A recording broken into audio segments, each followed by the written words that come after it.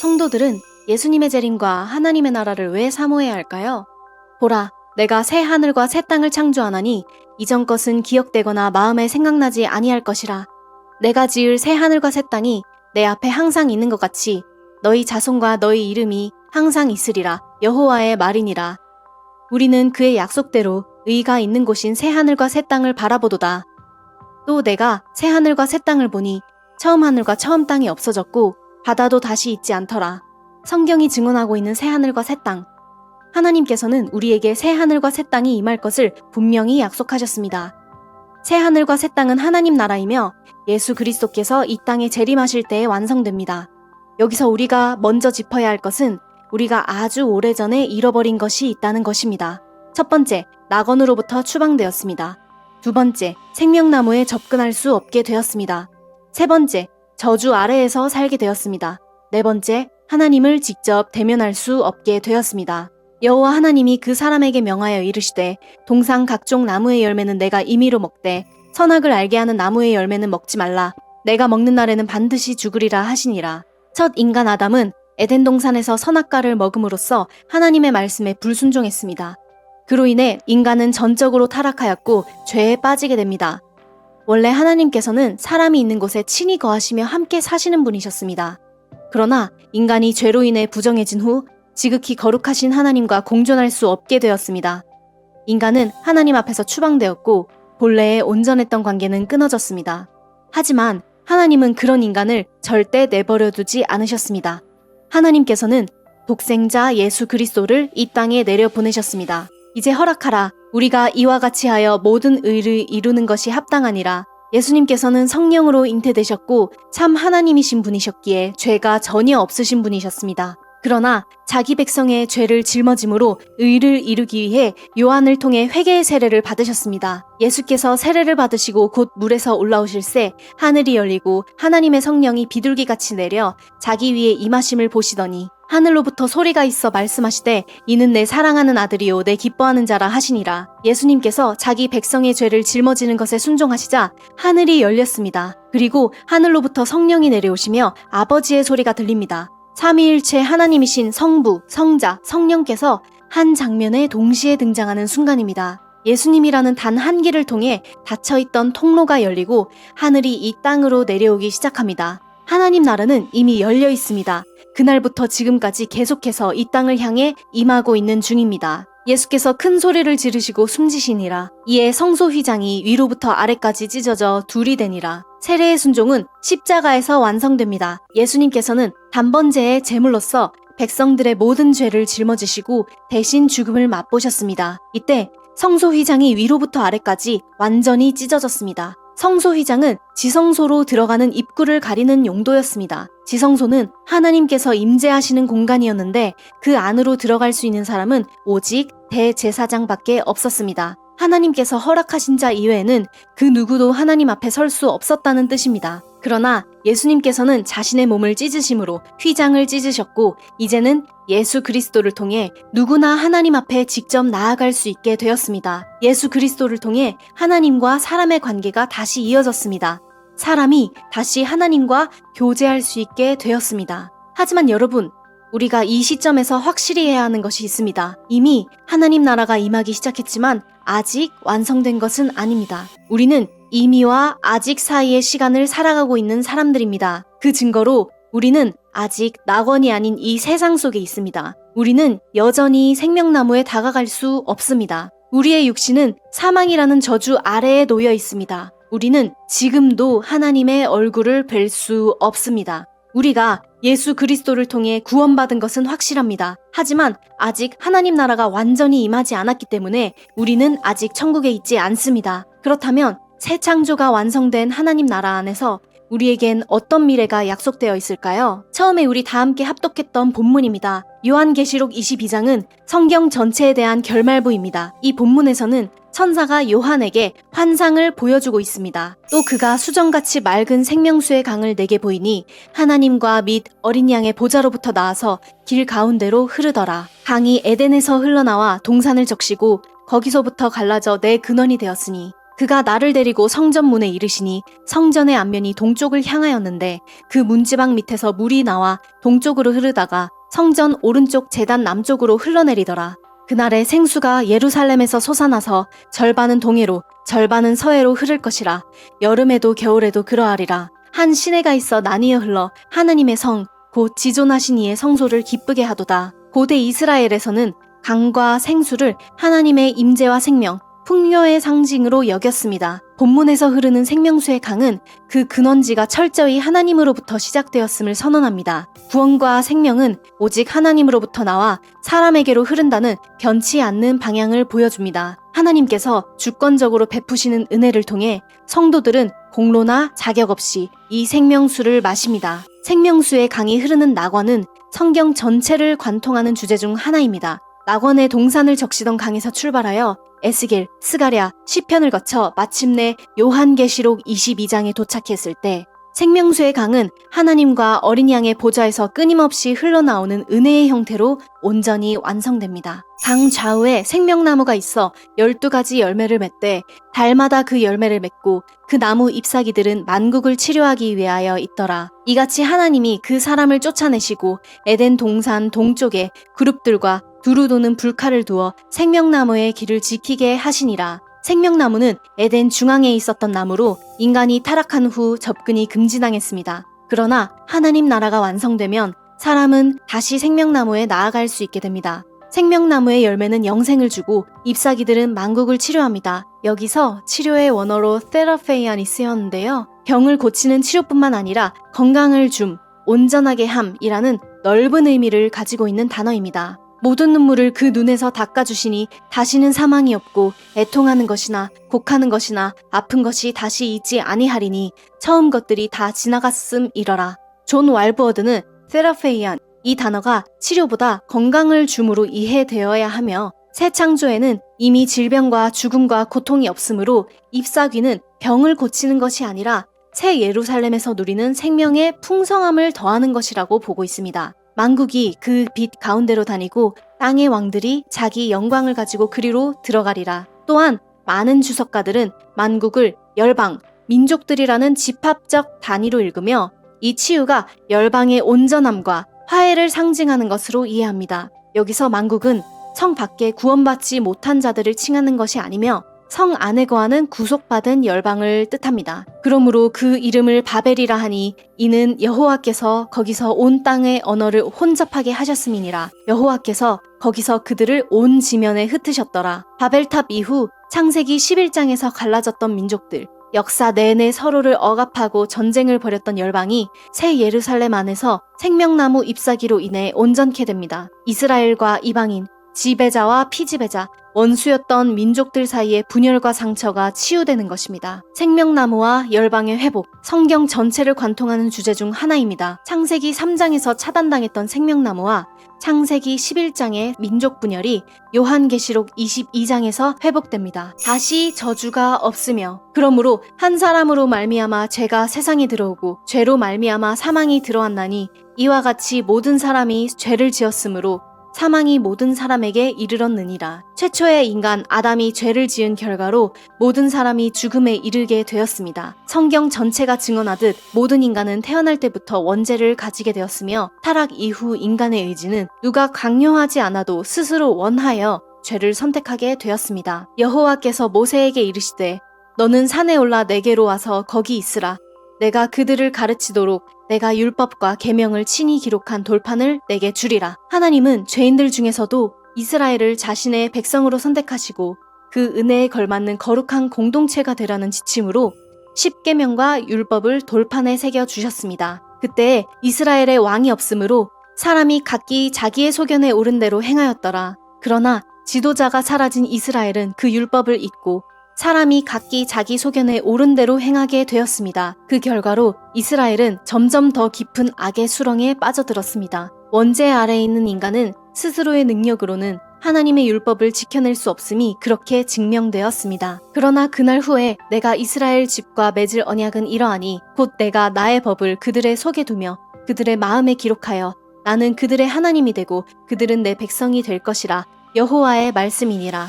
하나님께서는 그런 인간의 연약함을 아시고 나중에는 하나님의 율법을 돌판이 아닌 모든 사람의 마음에 새겨주시기로 약속하십니다. 그리스도께서 우리를 위하여 저주를 받은 바 되사 율법의 저주에서 우리를 속량하셨으니 나무에 달린 자는 하나님께 저주를 받았음이니라. 거룩한 율법은 모든 조항이 완벽하게 지켜질 것을 요구하지만 부정한 인간은 그것이 불가능합니다. 그로 인해 인간은 자동으로 율법의 저주 아래에 놓여 있었습니다. 율법의 저주란 지키지 못한 자에게 임하는 정죄와 형벌, 곧 죽음입니다. 예수 그리스도는 인류 역사상 유일하게 율법을 완벽하게 지키신 분이셨습니다. 아무런 죄 없으신 예수님께서는 우리를 위하여 저주의 상징인 나무 십자가에 매달리셨습니다. 예수님께서는 자기 백성의 저주를 자신에게 옮기셔서 속량하셨고 그 덕분에 우리에게는 저주로부터 해방되는 유일한 통로가 열렸습니다. 또 새 영을 너희 속에 두고 새 마음을 너희에게 주되 너희 육신에서 굳은 마음을 제거하고 부드러운 마음을 줄 것이며 또 내 영을 너희 속에 두어 너희로 내 율법을 행하게 하리니 너희가 내 규례를 지켜 행할지라. 율법이 육신으로 말미암아 연약하여 할 수 없는 그것을 하나님은 하시나니 곧 죄로 말미암아 자기 아들을 죄 있는 육신의 모양으로 보내어 육신의 죄를 정하사 육신을 따르지 않고 그 영을 따라 행하는 우리에게 율법의 요구가 이루어지게 하려 하심이니라. 이제는 예수 그리스도를 통해 성령께서 우리에게 오셨습니다. 우리는 성전이 되었고 하나님의 영이신 성령께서 우리 안에 거하십니다. 하나님께서 우리의 마음을 부드럽게 해주셨고 그 마음판에 하나님의 율법을 기록해 두셨으며 성령께서 그 율법을 행하게 해주심으로 이제 우리는 하나님의 율법을 지키며 살 수 있는 새 마음을 얻었습니다. 내가 율법이나 선지자를 폐하러 온 줄로 생각하지 말라. 폐하려 온 것이 아니요 완전하게 하려 함이라. 진실로 너희에게 이르노니 천지가 없어지기 전에는 율법의 1.1획도 결코 없어지지 아니하고 다 이루리라. 예수 그리스도는 율법을 폐하러 오신 것이 아니라 완전하게 하시려고 오셨습니다. 하나님의 율법은 세상 속 법률처럼 사회 기반을 지키기 위한 최소한의 기초 도덕이 아닙니다. 하나님의 율법은 지극히 선하신 하나님의 성품으로부터 비롯된 고매하고 이상적인 윤리이며 우리가 율법대로 살아갈 때 처음에 지음받았던 하나님의 형상대로 지극히 선하고 거룩했던 본래 모습을 되찾을 수 있게 됩니다. 예수께서 이르시되 내 마음을 다하고 목숨을 다하고 뜻을 다하여 주 너의 하나님을 사랑하라 하셨으니 이것이 크고 첫째 되는 계명이요 둘째도 그와 같으니 내 이웃을 내 자신과 같이 사랑하라 하셨으니 이 두 계명이 온 율법과 선지자의 강령이니라. 신약 시대를 사는 우리에게 주어진 율법은 바로 사랑입니다.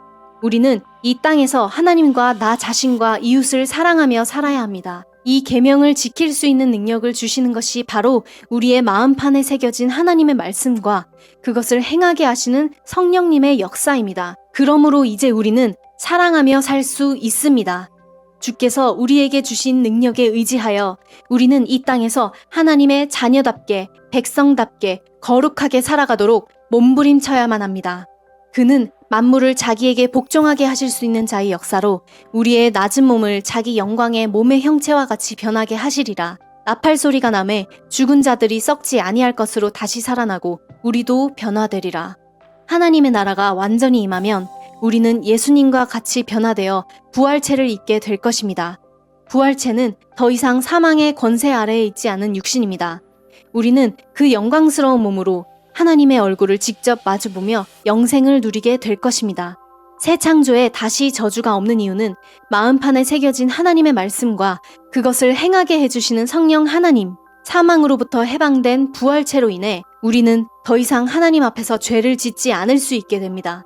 백성들이 하나님의 거룩한 율법을 온전히 준행하기 때문에 저주를 받는 일이 불가능해지는 것입니다. 저주, 성경 전체를 관통하는 주제 중 하나입니다. 창세기 3장, 첫사람 아담으로 인해 들어온 저주는 예수 그리스도의 십자가를 통해 속량되었고 요한계시록 22장, 하나님의 나라에서는 사람에게 다시는 저주가 없을 것을 선포합니다.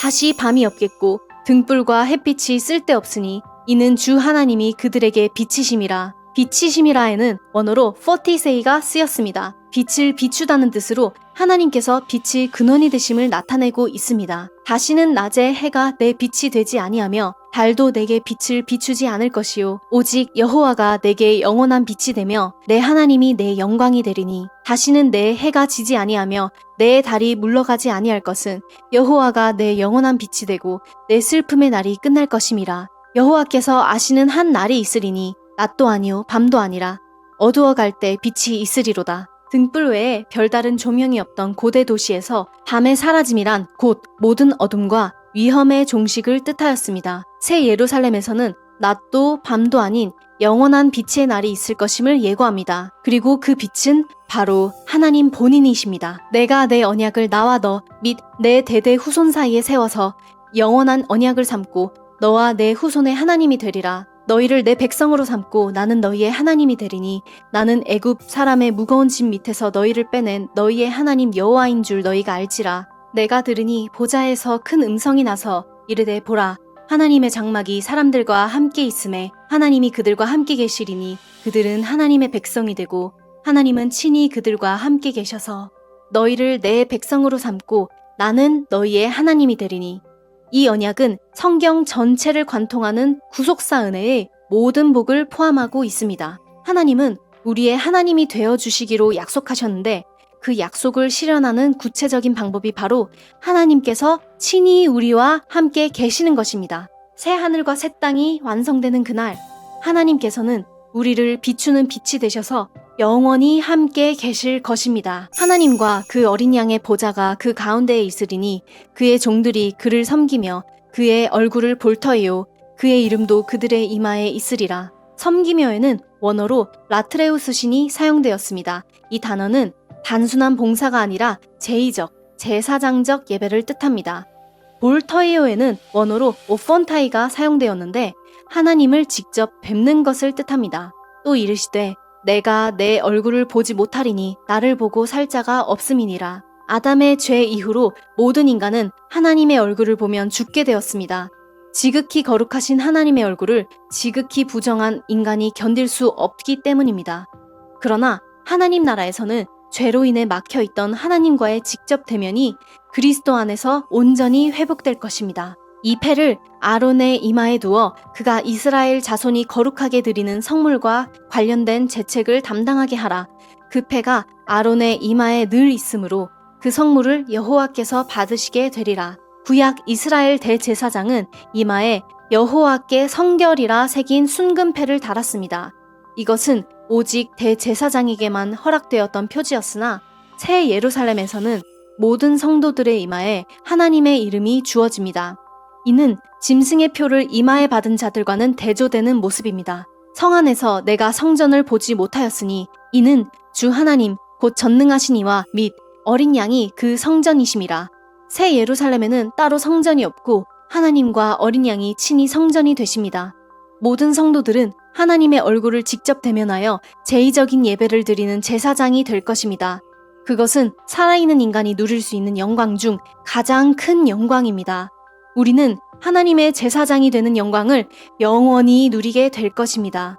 그들이 세세토록 왕노릇 하리로다. 여기서 세세토록은 원어로 에이스투스 아이오나 스톤 아이오논입니다. 헬라어로 끝없는 영혼을 강조하는 관용적 표현입니다. 구원과 속량을 받은 성도들이 예수 그리스도와 함께 영원히 왕노릇할 것을 선포합니다. 지극히 높으신 이의 성도들이 나라를 얻으리니 그 누림이 영원하고 영원하고 영원하리라. 나라와 권세와 온 천하들의 위세가 지극히 높으신 이의 거룩한 백성에게 붙임받으리니 그의 나라는 영원한 나라이라. 모든 권세 있는 자들이 다 그를 섬기며 복종하리라. 지극히 높으신 이의 성도들이 나라를 받아 영원히 다스린다고 했던 다니엘서의 약속이 하나님 나라에서 성취됩니다. 하나님이 이르시되 우리의 형상을 따라 우리의 모양대로 우리가 사람을 만들고 그들로 바다의 물고기와 하늘의 새와 가축과 온 땅과 땅에 기는 모든 것을 다스리게 하자 하시고 하나님이 자기 형상 곧 하나님의 형상대로 사람을 창조하시되 남자와 여자를 창조하시고 하나님이 그들에게 복을 주시며 하나님이 그들에게 이르시되 생육하고 번성하여 땅에 충만하라. 땅을 정복하라. 바다의 물고기와 하늘의 새와 땅에 움직이는 모든 생물을 다스리라 하시니라. 창세기에서 사람에게 처음 주어졌던 통치의 사명이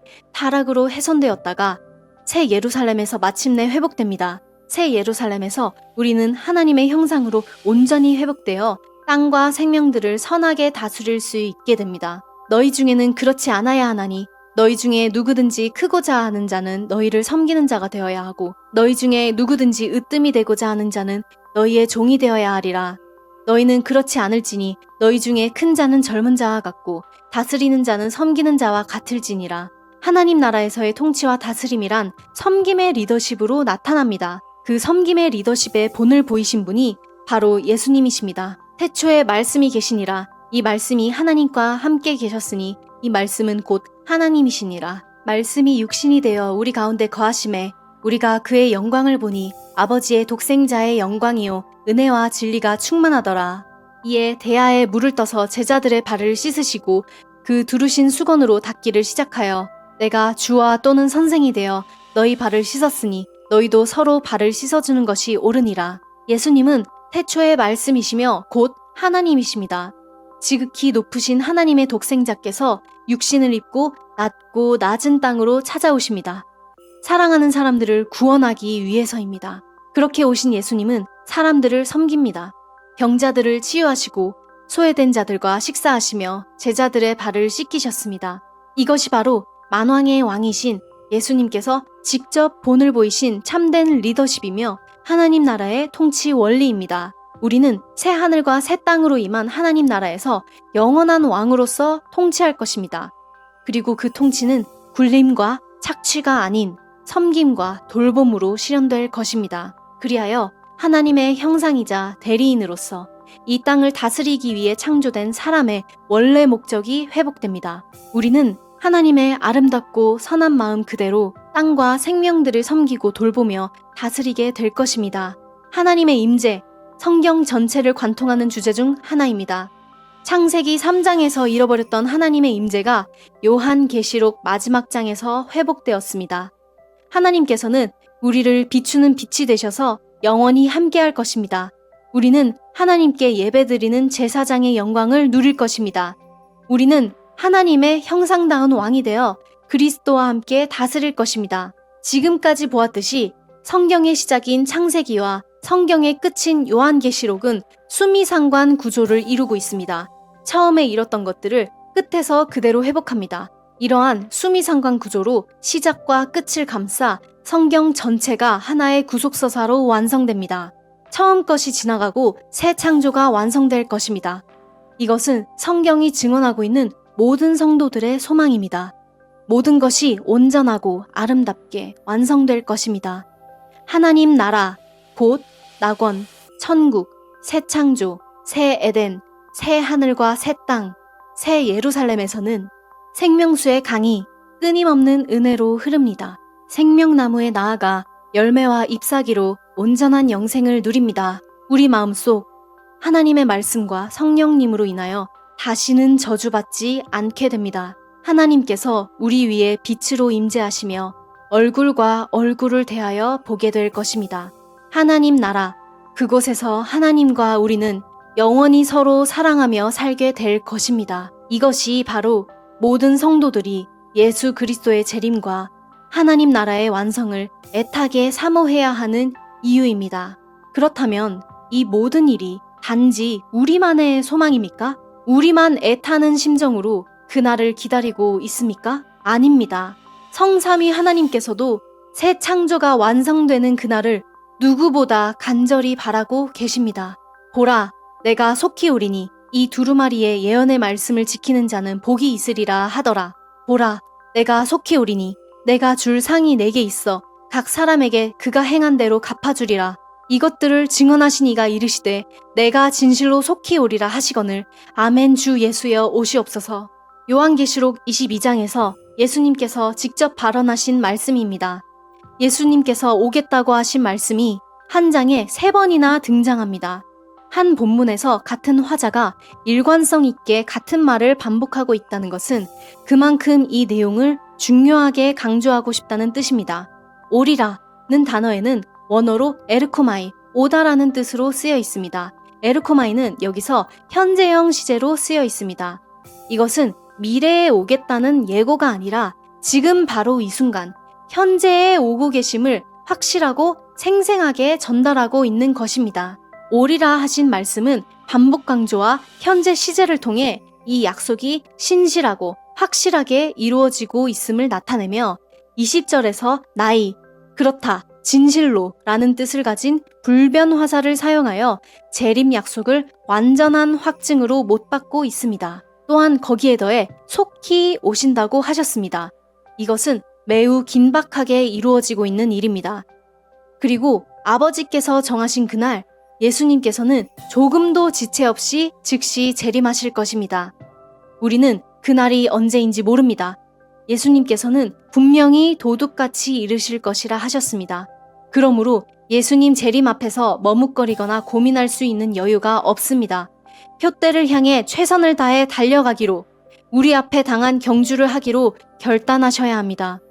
여러분은 이 땅에서 청지기이며 나그네입니다. 하나님께서 여러분의 짐을 가볍게 하셨으므로 망설일 필요가 없습니다. 예수님께서는 각 사람마다 그가 행한 대로 갚아주실 상을 가지고 오고 계십니다. 하늘의 영원한 상급과 나라를 차지하기 위해 이제는 어미하신 하나님 앞에 똑바로 서야 합니다. 넘어지면 일으키시며 상처를 싸매고 치유하시며 선한 양심을 가르치시며 당신을 끝까지 포기하지 않고 죽기까지 사랑하신 하나님께 전 인생을 던지십시오. 각자마다 자신의 발로 하나님 앞에 나아가십시오. 다른 사람이 따라올 수 없는 가장 깊은 곳까지 나아가 당신을 기다리고 계시는 하나님과 독대하십시오. 인생에서 가장 중요한 이 일을 이제는 조금도 지체하지 마십시오. 혹시 여러분 중에 속히 오신다고 한 이후로 2000년 동안 재림이 없었기 때문에 긴박하지 않다고 느끼시는 분이 있을 수 있습니다. 사랑하는 자들아, 주께는 하루가 1000년 같고 1000년이 하루 같다는 이 한 가지를 잊지 말라. 주의 약속은 어떤 이들이 더디다고 생각하는 것 같이 더딘 것이 아니라 오직 주께서는 너희를 대하여 오래 참으사 아무도 멸망하지 아니하고 다 회개하기에 이르기를 원하시느니라. 하나님은 시간의 한계 아래에 갇혀 있지 않으시므로 하나님의 시간과 우리의 시간은 같지 않습니다. 우리가 보기에는 느리고 더디게만 보여도 하나님 앞에서는 모든 일이 제 시간에 신실하게 성취되고 있습니다. 하나님께서는 이 일을 방치하거나 미루시지 않습니다. 다만 하나님의 양들을 하나도 빠짐없이 다 되찾기 위해 사랑으로 오래 참고 계십니다.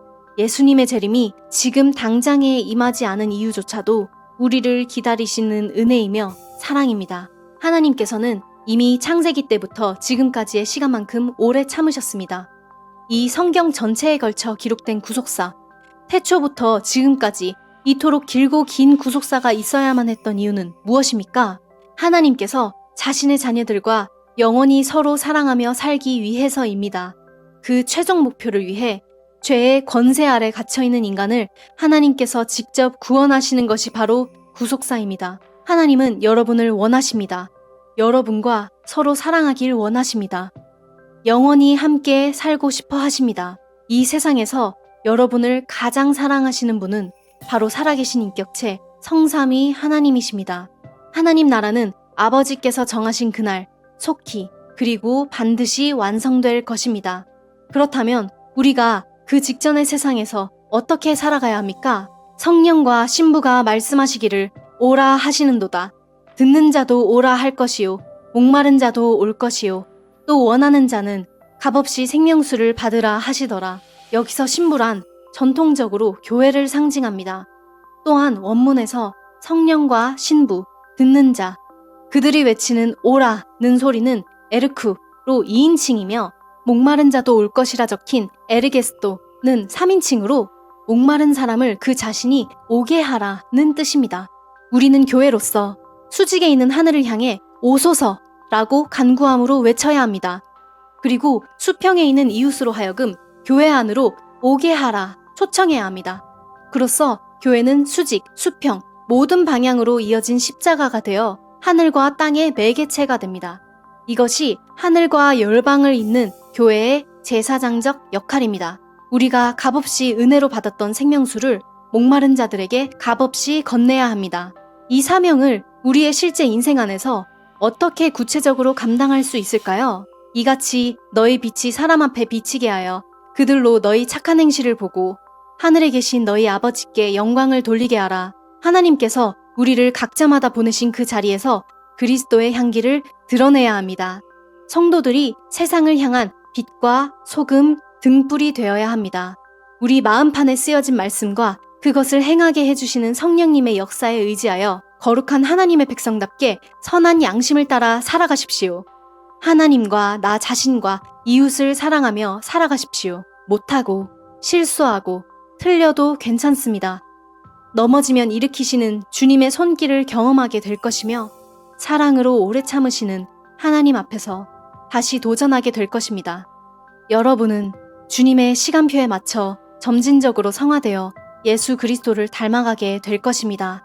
여러분의 착한 행실을 열방이 보게 될 것이며 그들이 하나님의 이름에 영광을 돌릴 것입니다. 이것들을 증언하신 이가 이르시되 내가 진실로 속히 오리라 하시거늘 아멘 주 예수여 오시옵소서. 마라나타 아멘 주 예수여 오시옵소서라는 뜻입니다.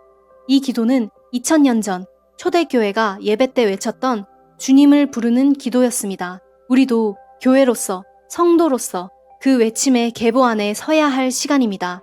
이제 모두 각자마다 대장부처럼 허리를 붓고 주님 앞에 나아가 전력을 다해 간구하십시오. 아멘 주 예수여 오시옵소서.